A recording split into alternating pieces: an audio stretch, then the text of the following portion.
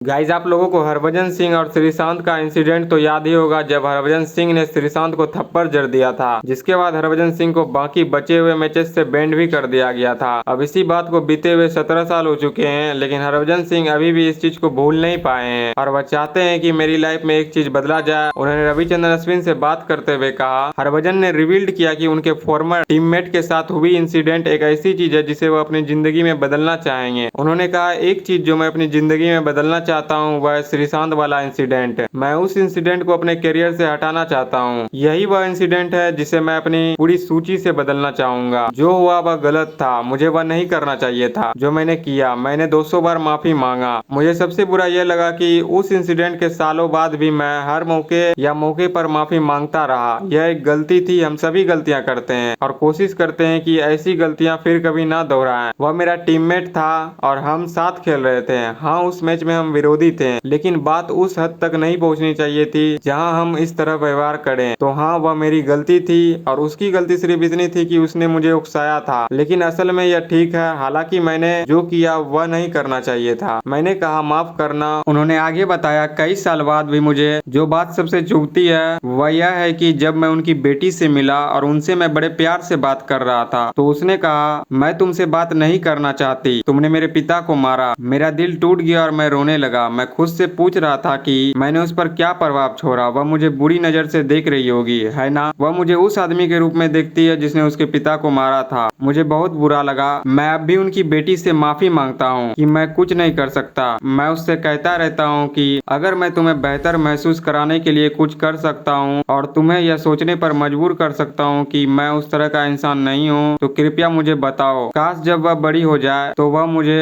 उस नजर से नहीं देखे और सोचे कि उसके चाचा हमेशा उसके साथ रहेंगे और हर संभव मदद करेंगे। इसलिए मैं इस चैप्टर को रिमूव करना चाहता हूँ अपनी लाइफ से।